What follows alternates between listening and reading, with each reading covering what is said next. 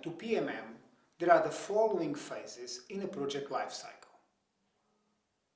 We have the initiating phase, we have the planning phase, we have the implementing phase, and we have the closing phase.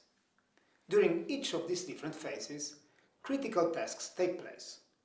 During the initiating phase, you start by assessing the policy context of your intervention to identify how you can design a project that is relevant for the achievement of those policy goals.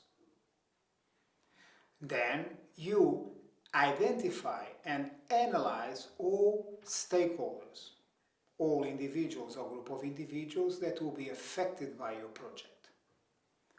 After you have designed the stakeholder engagement strategy, the time has come to analyze the problems and the needs that your project will try to address and formulate a possible response strategy. This response strategy will come in the form of impacts, expected outcomes, both immediate and intermediate, as well as outputs. Once you have designed a possible response strategy, you will be ready to assess the external environment of the project. This means assess the necessary assumptions for your results chain to be feasible. Once you have completed all these tasks that are mostly the analysis of the context, analysis of the policies, analysis of the stakeholders, analysis of problems and needs, and possible solutions, you complete all the critical tasks during the initiating phase.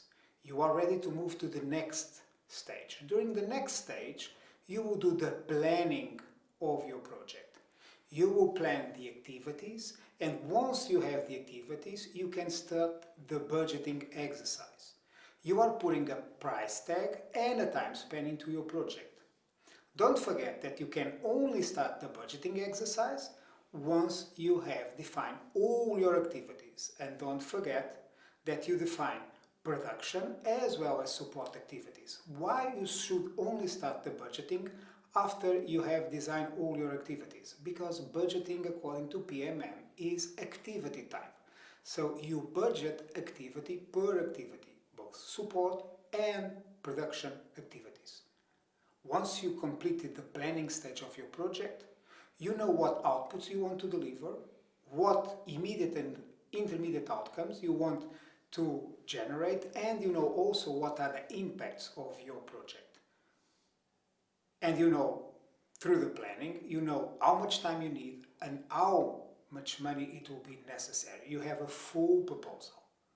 At the end of the planning stage, you have then a full proposal ready to be submitted to sponsor. If your project is approved, then you move to the implementing stage. During implementing stage, you are performing the activities, delivering the results, and you do the monitoring, focusing on the results. Monitoring should be focused on the immediate and intermediate outcomes that your project is already producing. During implementation is also critical to make sure that your project is visible enough and that you communicate. And again, communication should also be based on results. Implementation is over once you have delivered all the outputs, and you can start seeing already the immediate and the intermediate outcomes that will arise from the use of them. All outputs have been delivered, you are ready to close your project. During the closing phase, you will focus on securing all the organizational assets that have been produced by your project. Handbooks, teaching materials, communication pieces, reports, laws, everything that has knowledge inside that can be eventually used in the future as best practices or as lessons learned should be protected during the closing phase. During the closing phase, it's also important to make sure that you do the administrative and financial closure of all relevant obligations in your project. Close all procurements, close all contracts. Make sure that all payments have been done and that you've collected all the pieces that will be necessary eventually to invoice to your sponsor. And the closing phase is also the moment to produce the final report. The final report is your signature card. It's the legacy for future projects. It's your legacy for your colleagues. Focus on the lessons learned, not only about implementation, but also about the quality of the design of the project itself.